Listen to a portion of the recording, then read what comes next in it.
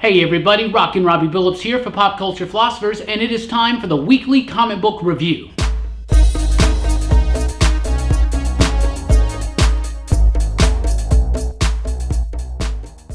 That's right everybody, weekly comic book review is the show where I read a lot of comics and I let you know what I thought about them, so thank you guys so much for checking out the video, and we always start with the pick of the week. This week's pick of the week is Bug, The Adventures of Forager from DC Young Animal. This book is done by the Allreds. Mike Allred, Laura Allred, and now Lee Allred. That's right, the child of Mike and Laura. Mike Allred, you will know as the creator of Madman. I'm a huge fan of his artwork.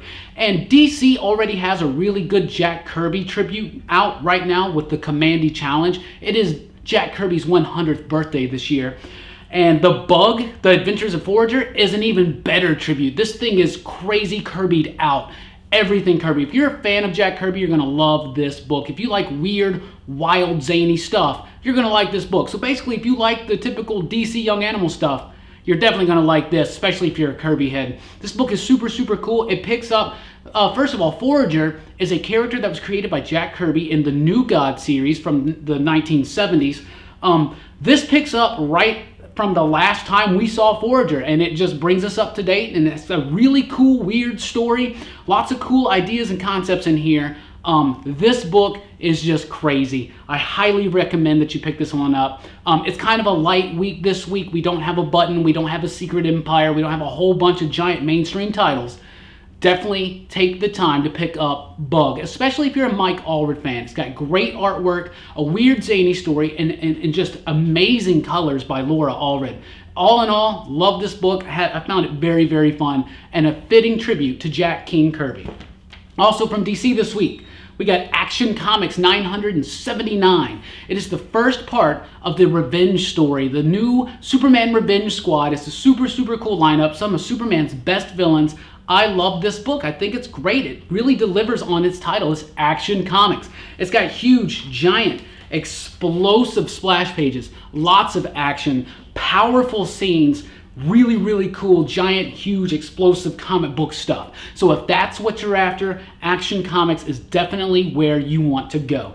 This book has been fun, and like I said in previous videos, Superman's got one of the best rogues galleries out there. Mongol, Cyborg Superman, Metallo, Brainiac, a whole lot more, and a bunch of them are teaming up for the new Superman Revenge Squad. So I was incredibly pleased with this. Patrick Zircher's artwork, just perfect for this book. I love it when he's on.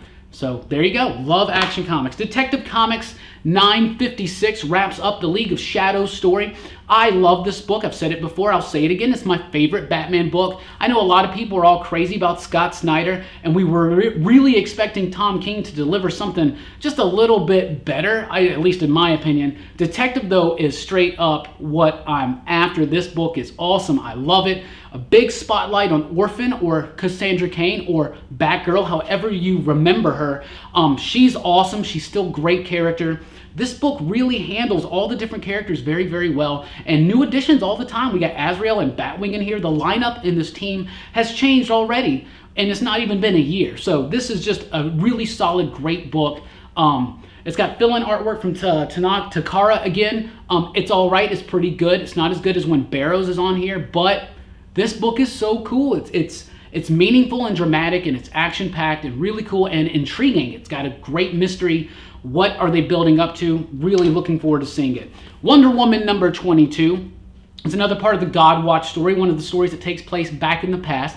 It shows one of the first, I think it is telling us the first meeting of Veronica Cale and Wonder Woman. So it's all right. The artwork is a little sloppy. I don't really like the artwork in this issue, but it is a cool book. It's really cool what Veronica Cale does to get Wonder Woman's attention. And all in all, I really like Greg Rucka's Wonder Woman. I'm really sad to hear that he's leaving after 25. So he's got 3 more issues left, but we shall see what happens. But Wonder Woman's been really, really fun. It's become a must-read, absolutely. Titans number 11. This is the book I got a love-hate relationship with. I kind of like it, and I kind of don't. I don't like Brett Booth's artwork, not really that much. I read this. It's the first part of the Lazarus Contract. It's going to be a crossover with Deathstroke and Teen Titans. I just started rereading Teen Titans, haven't been reading Deathstroke, so maybe I'll try to get caught up or whatever. But it's really cool. story-wise, a lot of like old school Teen Titans fans, you're going to love this. You're absolutely going to love it. If you love the Marv Wolfman, George Perez stuff, this is a nice, good tribute to that. And it's all right. I mean, as a story, it's cool. I'm not the biggest fan of this title. I think that, I don't know. I read this title for Wally West. That's what I do. But this Lazarus Contract seems intriguing. It's cool. So we shall see where it goes, right? And it's going to cross over into Teen Titans next, I believe. From DC Young Animals, Shade, the Changing Girl, number 8. This book has been amazing, and a new story starting here. Shade has decided now that she needs to go out and explore this Earth that she's on, and that's what she does. She explores the big cities. So that's really cool. Lots of cool New York stuff in this book. This book is straight up like an acid trip on paper. It's super fun, super psychedelic, and it's just very different and unique and slightly confusing, but it's got a great poetic language. And I just love it. I just love this book. It started out as, to me, the weakest of the DC Young Animals, but now I think it's like the second best, right underneath Doom Patrol. But that's just me. From Marvel, we got some exciting stuff. Star Wars Screaming Citadel, number 1. The Star Wars books have been pretty good. I haven't been following Dr. Aphra. I feel like after reading this, I totally should be reading Dr. Aphra. Kieran Gillen is the writer, and he does a great job. Marco Cicchetto does the artwork, and this dude, when he's on, he is on. Great colors, really cool layouts, really cinematic feeling. It's great. The colors are amazing in this book. Who is that? Andres Mosa. Kudos off to you, because the colors in this book are amazing. The backgrounds are just, they're great. I mean, like, think about Guardians of the Galaxy and the Thor movies, like what the space backgrounds look like, how pretty and colorful they are. That's all over in this book. But it's also a really cool story. It's going to be a crossover, I believe, between Star Wars and Dr. Aphra. So I guess that's kind of cool. The last crossover that they did at Marvel for Star Wars was Vader Down, and Vader Down was amazing. It was super brilliant. This was really good. I really liked it. Even though I hadn't been reading Dr. Aphra, I do know who the character is because of Darth Vader. And this book flowed really, really well. It's very tightly written and perfectly paced, and it was a treat. It was really, really good. $4.99. You might worry, should I go into another Star Wars crossover? It's got my seal of approval. I love that book. I thought it was really cool. Rocket, number 1. They just launched a Rocket Raccoon series for like, what, 5 issues now. They're relaunching it as just Rocket, which I guess that's kind of cool too. But the Guardians of the Galaxy movie is, out and everybody's loving it. So of course they got to try to like make some money off of that with some new titles. Rocket is all right. Al Ewing is the writer on this, right? Yeah, Al Ewing is the writer, and it's kind of okay because he's trying to tell like a heist story, like your typical heist story. So it's kind of cliche, but it's also an homage. It's very hard-boiled detective narration. The heist setup, everything's in there, even Rocket wearing the suits. The TechNet, those characters, if you remember from Excalibur back in the day, they make an appearance. This book is okay. A lot of people might like this book. Rocket fans especially are going to like it. Rocket in comic books kind of wears me down, so I don't know if I'm going to keep following it, but I do like the story. It is a cliche story, but I do think that that's because it's an homage, but it's not bad. It's actually pretty solid. It's got good artwork from, who is the artist? Gorham. Where is the name of the artist? Is it all the way in the back? I hate it when they do that. Adam Gorham. Adam Gorham does the artwork. It's cool. It's edgy. It's got a lot of, it's not completely clean, and it really fits the tone of the story. But there is a little too much over-the-top humor in this book for me. But that's what I'll say about that. Secret Warriors, number 1. This is a tie-in to Secret Empire. Secret Warriors was, if you remember, the original was a great comic book by Jonathan Hickman. It was really cool. That explained a lot about Hydra and Leviathan and S.H.I.E.L.D., so that's kind of cool. Nick Spencer's kind of really picking out a lot of that stuff from Hickman and carrying it into Secret Empire. Secret Warriors is a relaunch of a book, but it's a new team now. It's nothing like the original Secret Warriors. This is Daisy Johnson, Quake. You might know her from Agents of S.H.I.E.L.D. She's an Inhuman. It's also got Miss Marvel, Inferno, Karnak, and Moon Girl and Devil Dinosaur. So it's a team of Inhumans set during the time of Secret Empire.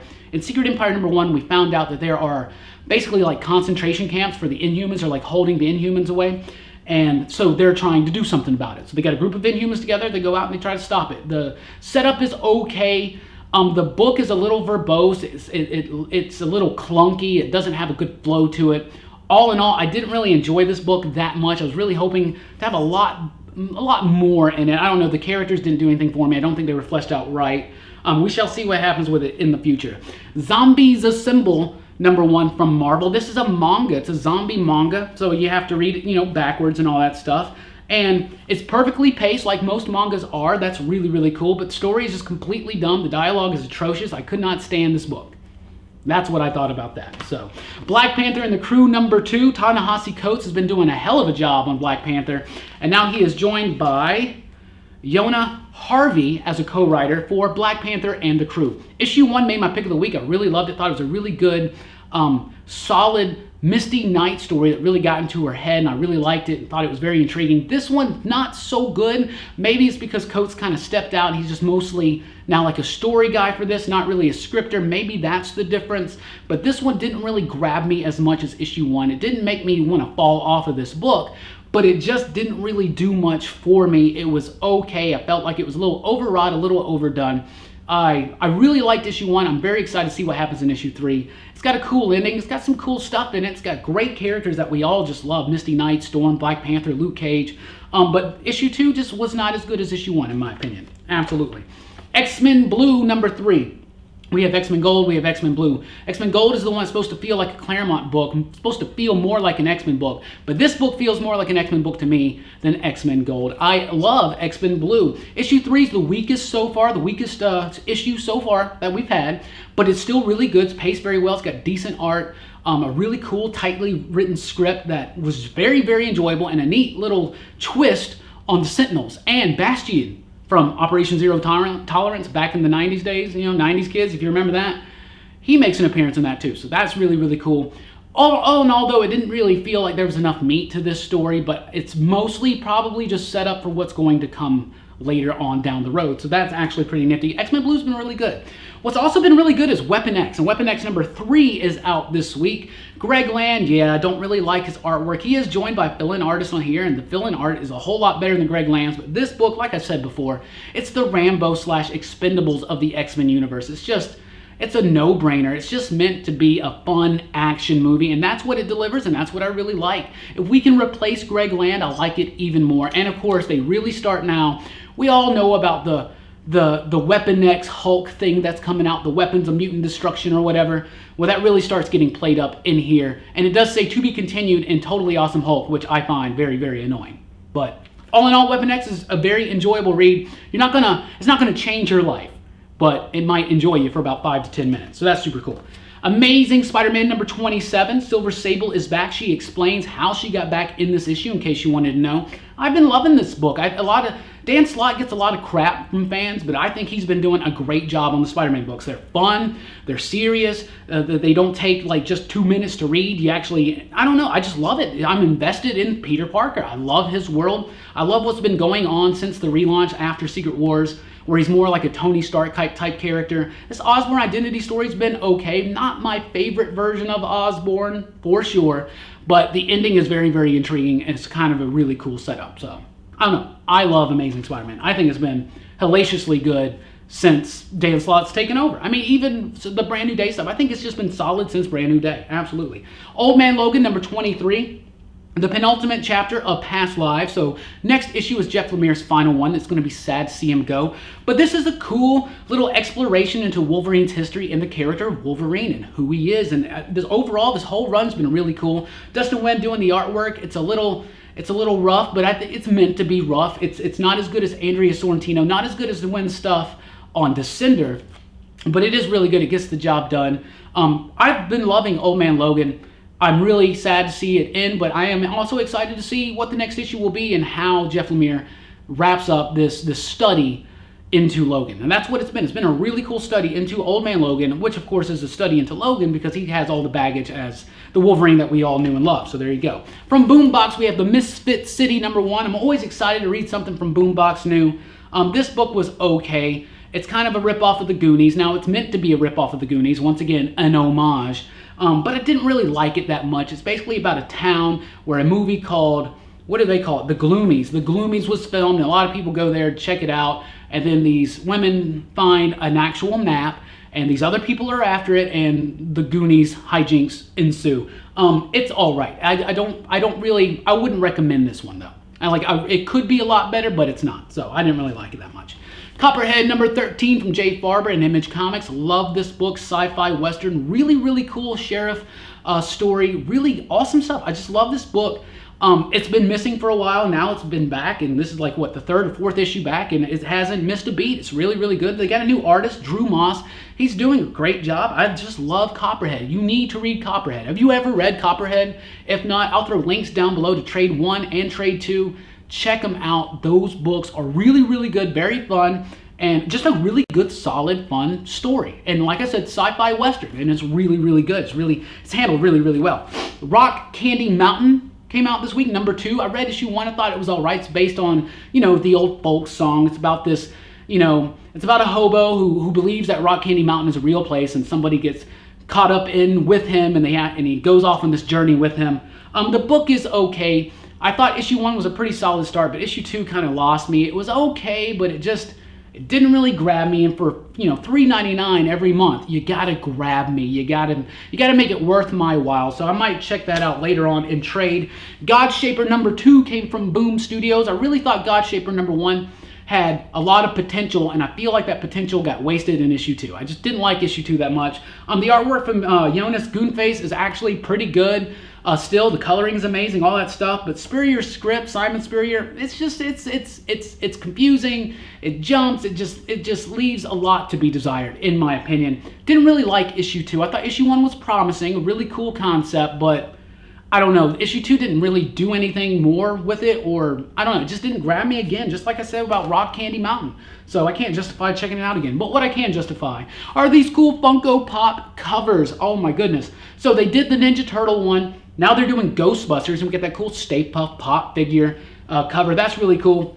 So it's basically Ghostbusters, but they're the Funko Pop versions, and it's just a silly, goofy little story. It's fun, but it's a throwaway story, but I bought it for that cover because that's super, super cool. And there's an X-Files one, Judge Dredd. It's Strawberry Shortcake coming out. Believe it or not, super pumped for that Strawberry Shortcake one. Absolutely, guys. But that's what I read this week. It was kind of a light week, but that's what I thought about them. Godshaper and Rock Candy Mountain, well, they hit the cutting board today. Old Man Logan has been great. Amazing Spider-Man's been great. Weapon X has been great. I would skip this if I was you, unless you're just a super, super hardcore zombie or manga fan. Absolutely. Rocket is okay. A lot of you guys are going to love it. Check out that Star Wars book. Don't sleep on Shade. Don't sleep on Shade. Lazarus Contract's pretty cool. The typical stuff at DC, but definitely check out Bug. It is a light week, and if you love Kirby and you love colorful, fun, weird, zany comics, check out The Bug. Thank you guys so much for watching the video. Let me know down below, what did you pick up and read this week, and what did you think about it? Love talking to you guys in the comments below about comic books. Please do like, share, and subscribe. I do this every single week. We also have movie reviews, toy reviews, podcasts, and more. All of that can be found at popculturephilosophers.com. Thank you guys for watching the video. Thank you for rocking with us, and keep on reading.